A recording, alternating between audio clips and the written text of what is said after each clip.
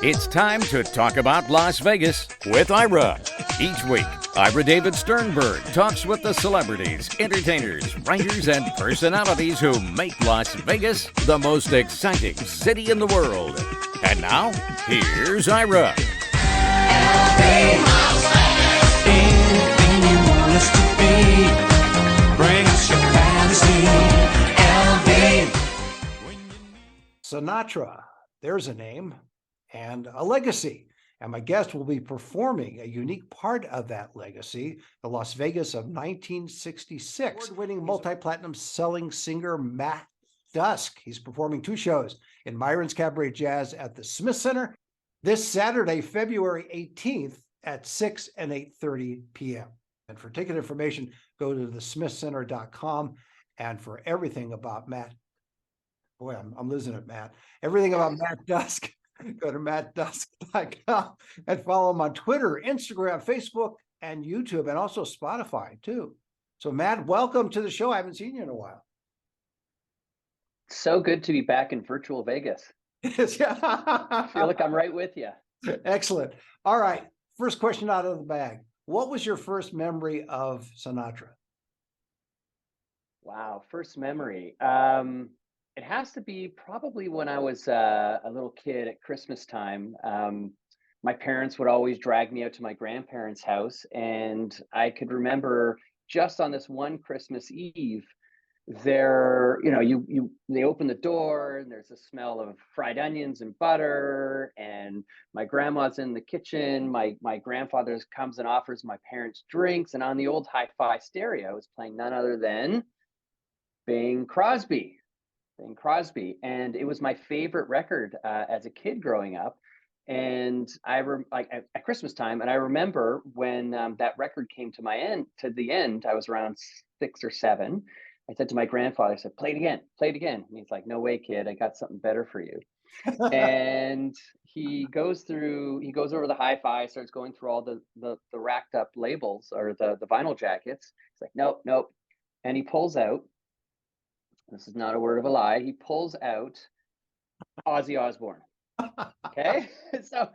But here's the thing, is that he had lost the jacket to one of his favorite Sinatra records, and he threw out the Ozzy Osbourne jacket and put that in, and he puts it on. And as soon as I heard it from the first note, I was hooked, and I still have that album he gave me with the Ozzy Osbourne jacket. Could you even imagine at that stage? I know when you first started out, you were going to study economics because you wanted to get into your family's business, but you took a side trip, including to Las Vegas, where I first met you, at the Las Vegas Hilton, and now you're coming back to the Smith Center, as we mentioned, on the 18th, both 6 and 8:30 performances at Myron's. I think the Smith Center is a perfect venue for you. Yeah, I love Myron's. I think we played there a couple times before in that hall. So when we come back in February, I think both shows are already sold out. I don't know that you want to call it a hall. That sounds like a major. Yeah, it's bigger than my living room. Yeah, it's very. But rooms like that are kind of a thing of the past. Like when myself and my band, we tour all over the world, we're playing the larger Smith Center Theater where there's, we got 1,000 to 3,000 seats. But, the way I started was in the nightclubs and in the jazz clubs. And, as a kid growing up watching, kind of these old recordings of Las Vegas, you would see these cabaret shows where there would be tables and people could eat and drink, and there'd be smoking, and that's what I love so much about Myron's, is because it's a rare thing. I don't know many places like that are in the States, and the sound is great too, so it's phenomenal. They have one of the best sound systems, and their crew is top notch. No, exactly. So I'm delighted that we had a chance to reconnect, especially for your upcoming appearance. When you put together this, we should mention to our audience, those who may not know, you've put out 2 Sinatra albums, Volume 1. Yeah. That's how I know. Because one's Volume 1 and one's Volume 2. Yeah, it's too many songs. Yeah. I could do like 10. Do you think you're going to do a Volume 3 at some point? It's a good question. I mean, this album was never actually supposed to come out. I think it was like 2019. I had been on the road for a bunch of years singing this kind of music, like Got You Under My Skin, Fly Me to the Moon, blah, blah, blah, blah. I never really captured it, live off the floor. So I think it was May of 2019. Uh, I, I, I just said, okay, we're going to do this project. I called up every single best player I knew in town. Luckily, all of them said no. They were all available. They were all available. And I said, okay, we're going to do this in 2 weeks. Everyone's available. We came in. I remember my engineer was late. I didn't know how many songs. I brought 17 charts. I was like happy if we could get 7 done. Right. Not even joking. By 5:30, we had recorded 17 songs live off the floor, and it was one of the most incredible experiences I've ever had on the floor, because when you're recording, there's so much manipulation. Oh, we got to get this right. But because a lot of the guys that were in my band had either played with Sinatra or played these songs, these chestnuts forever, by the break, I brought 3 or 4 bottles of scotch to celebrate. I said, screw it, let's go in. One of the best experiences. And then the pandemic hit, and my manager goes, "Hey, do you still got that Sinatra record that you just?" I was like, "Yeah." He's like, "Dude, everyone's longing for the past. Let's put it out." And I'm very proud of it. The guys did a phenomenal job. Matt, you could almost pass for an American, except when you say the word out. A boot, a boot, Yes. out in a boot. I get it. How do you retain? Because I always thought jazz singers, and I know that they call you a crooner too, and I wasn't sure how to introduce you. Which do you like better for future reference, singer or I like crooner just because I come from that school, but apparently people think it's dated. But you know what? This music isn't exactly Justin Bieber either. So, So when we end this, I'm going to say crooner because I started. Perfect. So that'll work out. We'll have it balanced both ways. The Are modern. we going to be doing a duet at the Smith Center? Is this what you're trying to like? I got to pay you like an artist Yeah. fee. Yeah, that's good. Now, how is it that you, as a jazz crooner, are able to maintain a sense of humor? You've always had that. And I always think of most jazz crooners and singers and performers as a little bit more serious.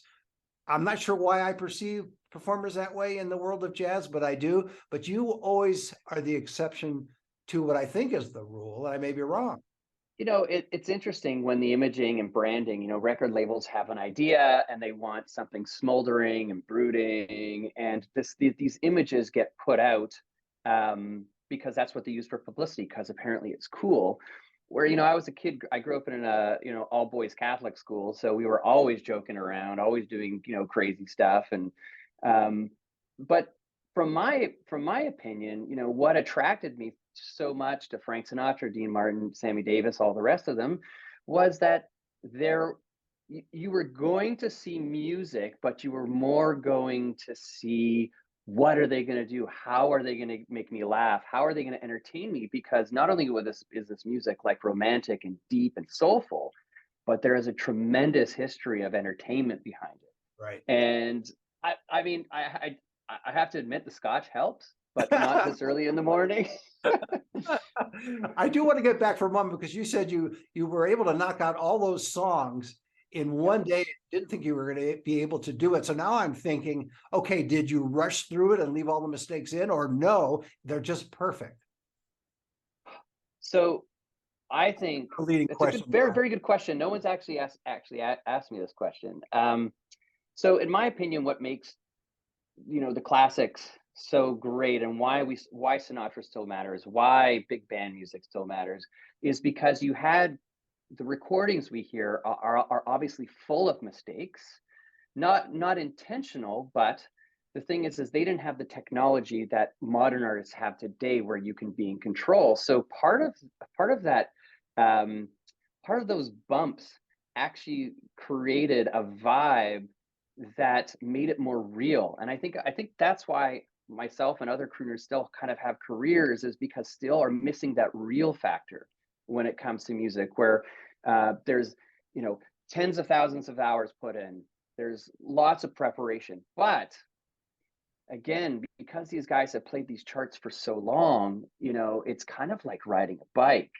And when you have some of the guys in my band were 60, 70, so they've been doing them for 50 years. For them, it was the first time where they could sit back and just go, this chart, I love this chart, you know? I think there's also a warmth that you miss when you have it so digitally altered. You don't get the sense of the performance. You don't, because the interesting thing is, especially when, you know, a lot, again, getting back to modern recording, a lot of it is recorded in parts, specifically since the pandemic hit, because we couldn't go into recording studios. So, you know, like, all right, I'm going to send the files to this guy, the drummer's going to play it, then we're going to put the bass player, then da da da da. When you put, you know, 17 people in a room, there is this communication, is like, where does the meter sit? Where does the swing sit? Make sure the guys aren't falling behind. If one is, you say to him, okay, let's push it up. And when you get that communication in a room, it literally is like a freight train. It just goes. And that's the one thing about these recordings, especially, you know, the Basie recordings, for example. That's why we always go back to them, because they were a freight train. And also, when Sinatra recorded, most of the time, I think there was only one or two exceptions when he did the duets albums, but he was in front of the orchestra or the band, usually at Capitol Records or some other studios as well, obviously. And so that there is that difference. And didn't you record not necessarily your two Sinatra albums, but didn't you record one of your albums at Capitol and with Al Schmidt? Yes, Al Schmidt, Pat Williams. Because Sammy Nesico as well. Al Schmidt was an engineer with Sinatra, and so to be able to use him for yours. Funny story. I remember, so it was 2006 when we did that record down at Capitol, and Pat Williams, who was obviously one of the arrangers that worked with Frank, him and Al Schmidt took myself and my friend out to I believe it was Morton's, and to have like a little bit of a dinner and to get to know each other. And, you know, having the two there talk to me about the whole Sinatra duets record. And what I remember Al said just before we started, after the wine came, not Al, sorry, it's Pat, he said, I'd like to make a toast that Sinatra made with us at dinner. And he raised his glass and he says, "Gentlemen, to us, we are the best." And I was just like, wow, like that was just, it's such a welcoming thing into such history, right? Because here I am, a 24-year-old kid, completely no idea what I'm doing, and yet they made me feel comfortable to be able to go there and at least just be myself, for better or for worse. How is it you're able, because I met you in the early 2000s, or the middle 2000s, I guess, or middle to late 2000s. I'll get it right. I'm very bad with math, Matt. But you, I can't even say age gracefully, because you don't seem to age. You just seem like that guy I knew then, that the kid, yeah. And you have not adopted any cynicism that I can see as well. And you've been on the road and all of that, so you could technically. Well, there definitely is cynicism. I mean, in any industry that you work in, I think when you're very young, and as you know, we all started somewhere. And when we all start from somewhere, we literally start from the bottom and we start to climb. And, you know, what's very interesting about that, as you climb more and more, you develop sort of a sense of entitlement, and you develop some hubris, right? Because you're like, oh, I went to this step. Oh, I'm going to go to this step. And, you know, I'm not saying this to name drop, but it was something that was very, very influential to me. Back around that same time, I got to spend time with Paul Anka. And Paul Anka, we were a fellow Canadian, you know, still going, still doing shows. And, you know, he said to me, he's like, getting to the top is nothing. Going down and up and down and up and down and up, talk to me then. And you know, there's been moments in my career, and I'm sure yours, I'm sure other people, where you start to think, is this viable? Do I want to do this? And then sure enough, you stick through it. And that's the traveling road of a musician. I mean, or any certain person like yourself who's in arts or being creative. We always ask ourselves, why am I doing this? Right. Yeah, it could be relaxing or doing something more meaningful, maybe, such as saving people's lives. But you're doing something meaningful. You're entertaining people, which is important. And you're keeping alive. I want to go back to Sinatra. One of the things of what you do that's important is you're keeping alive the legacy of Sinatra. There are other performers that do it as well, but the more the merrier is the way I look at it, in the sense that he was had such an impact on American culture particularly, but internationally as well, or as we like to say now, globally, for so many decades, that the fact that you can, at your tender age, recognize that talent and pay a tribute and pay the songs tribute too, because it wasn't just Sinatra, it was the songs. It was the song, it was the arranger, it was the artist. There were many serendipitous things that happened all at once. I mean, when I do my shows, just to be crystal clear, is like, there is one Sinatra. There will never be another. I myself, maybe it's just because I don't have focus for it, but I cannot imitate. I'm not a good impressionist. I always start by imitating, as I think we all do. We always look for guidance in anything we try. But over time, we start to develop our own thing. And what makes our show so great is the audience. Right. Because the majority of the people that come to our show are familiar with Sinatra, or more specifically, are big fans of his and the music, and they bring into the show their memories, how they got through life with those songs. So when you meet people through touring, man, all you're doing is you're just allowing people to express how they felt, right? So it's like, this could have been my father and myself's first dance, or my mom and mine's first dance, and everybody has a story. And that's why Sinatra is so important, because his music carries not only the song, but people's personal memories. Do you find too, and I ask this question a lot of my guests, do you find that in your performances that people bring either their children or their grandchildren so they can experience what they did in a different way? Obviously, because you're not Sinatra, you're Matt Dusk. Well, I think it's usually because they can't get a babysitter. That's usually what happens. You'll see that kid in the front row, like. But I will say that it's not uncommon to find a few teenagers, younger, as also young adults. Like, man, getting back to the young teenagers who for some odd reason they discovered this kind of music and they love it. Or what I find that's happened more recently, and you're going to laugh at this, 10 to 15% of our audience is usually in their 20s. And they think it's a great thing to go out and go to the bars and drink and then come in and be part of this like retro show. So, I mean, I don't discount any age group as long as they are bringing fun, right?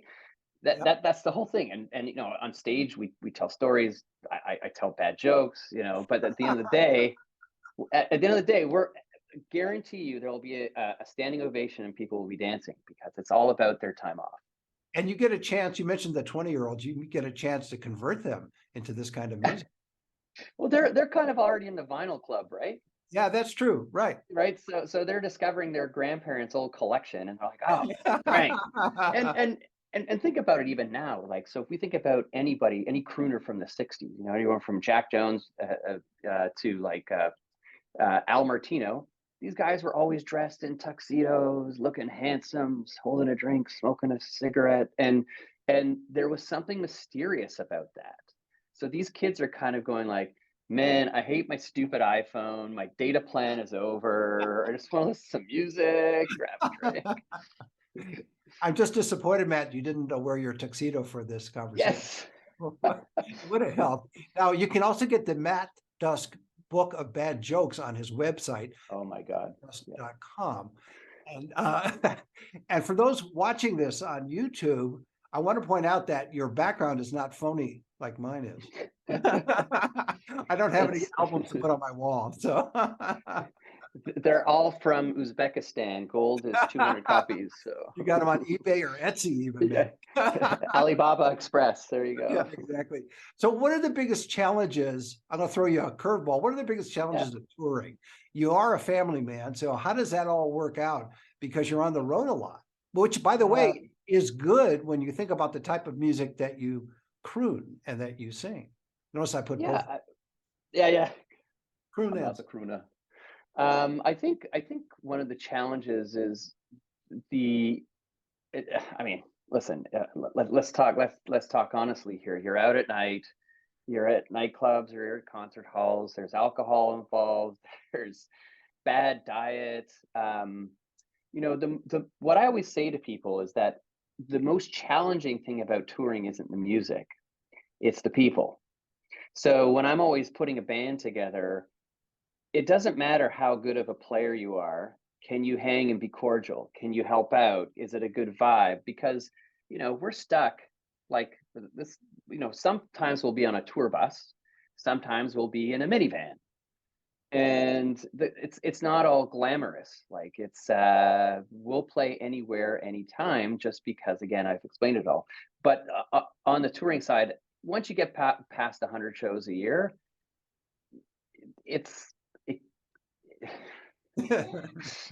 the same joke kind of gets boring, you know? Understood. So what you're telling me is you do not have the Matt Dusk private jet. It's mostly Ubers and vans and SUVs and sometimes taxis. Sometimes, if I'm lucky, sometimes I got to walk. I have another question that I thought about that probably no one has asked you, and it may be a stupid question, but I'm going to ask it. Are your fellow Canadians surprised, your fellow Canadian artists surprised by your choice of jazz? And the reason I ask that is because jazz is generally thought of as a uniquely American musical genre. Interesting you should say that, because I at least from my experience, you know, jazz has had its hard roots in Canada forever, just because, you know, Windsor is very, very close to Detroit. And Toronto is very, very close to New York City. So, you know, you can drive to Windsor from Toronto in 4 hours. You can drive New York City in 8 hours. So there was always a ton of musicians from this area that were being influenced by the Northeast Sound. When you ask me the question, what about do other Canadian artists, what do they think? To be honest with you, I think most artists are selfish and don't give a crap. That's what anyone. That's legit. You know. Everyone's so worried about how they look. Right. No, I know the Canadian border is close in a lot of areas in the United States to American cities. I just wondered whether that most Canadian, if not the Canadian artist community, but maybe just Canadians in general, see you performing an American institution, jazz. Not really, man. I mean, let's think about. Let's go back in time, right? When even television came out, in Canada. Matt Dusk is about to school me, and rightly so. Go ahead, Matt. No. I mean, we had like one national television station, and the rest we got picked up, NBC, ABC, CBS. So when these shows are being aired, I mean, we had, or not we, but my grandparents, you know, had 4 channels. So let's watch the Dean Martin show. Let me rephrase the question, Your Honor. Yeah. I understand that that's true, but nations are very parochial, protective of their own culture. So that's where I was going with. Yes, I know that they can import a lot of material from America, both through TV signals, cable, and closeness to cities that are in America. But it was more the fact that you're seeing, again, a genre that's jazz versus something that would be more Canadian. That's where I was going with that. I just probably didn't phrase it right the first time. So in regards to music, yes, there definitely is rock and roll. Let's go back to like the 80s and 90s. Definitely more rock orientated, even country. Jazz is, I think, in the music, like 1 to 2% of what people listen to in Canada. But there are 40 million people here, and you're still going to grab, you know, 400,000 of them, right? Right. So I'll take it. I mean, yeah. But specifically jazz. Here's something that's kind of funny. People don't. Let's take the general population. General population will say that myself and other crooners are like myself. We're not jazz artists. We're pop artists. And everybody who's like loves jazz says they're not jazz artists. They're pop artists. You know what I mean? Did I say that correctly? Right. So we kind of fit in this middle, because jazz is like where I'm singing like "Fly Me to the Moon," which is more like, I think, popular music, but you can't win them all. No, you can't. Tell us a little bit about the structure of your show. at Myron's? How do you put it together? Because it's as we mentioned, it's a great intimate room. So you don't really have space for a 97-piece orchestra, nor do you want to pay that. So No. how is it structured? I know that you have some new arrangements as well for that. So basically we have a small horn section, we got a rhythm section, which kind of fills out the harmony. And then we do songs that are pretty much from the catalog. Like, the interesting thing about my show is it's less about it's not a biopic, like, in 1942 this happened. It's more about the stories of how Sinatra or say, for example, in Las Vegas, how they shaped my life, and how other people can relate to that. But at the end of the day, the songs that we're doing are definitely from the Sinatra catalog, because unfortunately that guy sang so many goddamn songs that it's hard to do. I think he recorded something like 1,200 songs or something, and you can't go through that book without touching something he already did. So it's definitely good. But you're doing some new arrangements as well, right? Mm-hmm. For example, some of them from the Capitol session we did back with Sammy Nestico and Pat Williams. Right. It's nice to have those classic arrangements like the Nelson Riddle and the Billy May, but both Pat and Sammy's are right up there. And the truth is, people won't even know. They're just going to go, "Hey, that was a great arrangement and a great song." Right. Did it give you a sense of history when you recorded at Capitol Records? Oh my gosh, yes. One of the first things I asked, I said, "Where's Frank's U-47?" and they brought it from the mic locker, and they brought it up. And I was like, it was pretty surreal. It's like if the hallways could tell stories. The most important question of that would be, did you record what they call warm? Because I did a tour of Capitol Records, and they told me that a lot of rock bands, particularly when they record, initially they'll record on tape and then convert it digitally. I don't know if they're still doing it that way or not. Oh, no. It all went to Pro Tools. Okay, I gotcha. Because just to say, because we're on a budget. Yeah. Right? If we had, when you're hiring, 50 guys, every minute counts. Yeah, no, you're absolutely right. But some of the rock bands I know recorded on, even with the digital world, they recorded first on tape and then converted. They wanted to retain some of that feel, I guess. Absolutely. It's fantastic. Yeah. So, all right, before I let you go, future of Matt Dusk, a couple more albums down the road, of course. What else? What are you planning on doing in the next 5 years? Quitting. Just want to get out of this crap. You could be a co-host of my show and enjoy talking. Yeah, perfect. We'll do it. We'll do a co-podcast. Yeah. To be honest with you, when the pandemic hit, it kind of really flipped my head, because before that point, everything was like the 1, 3, and 5 year plan. And what I realized that when all the restrictions came in and we had to cancel everything, that wasn't in any of my plans. Yeah, exactly. It was completely cut off. And what I realized is, as I started going back in history, I realized that it's nice to have a direction, but honestly, those plans are just a guide. So when I look in the future now, honestly, it's like 6 months to 18 months. You're always in your trajectory to do something, but it's cool not to have that pressure of performing, because I find when you take it off, you just do what we're doing now, and we're coming to Myron, right? That's all because of that. Well, that's a great way to leave it. My guest has been award-winning, multi-platinum selling crooner, Matt Dusk, performing 2 shows in Myron's Cabaret Jazz at the Smith Center this Saturday, February 18th at 6 and 8:30 p.m. For ticket information, go to thesmithcenter.com. And for everything about Matt Dusk, go to mattdusk.com and follow him on Twitter, Instagram, Facebook, and YouTube. And Matt, thanks for being on the show. Thank you. You've been listening to Talk About Las Vegas with Ira. Each week, Ira David Sternberg talks with the celebrities, entertainers, writers, and personalities who make Las Vegas the most exciting city in the world.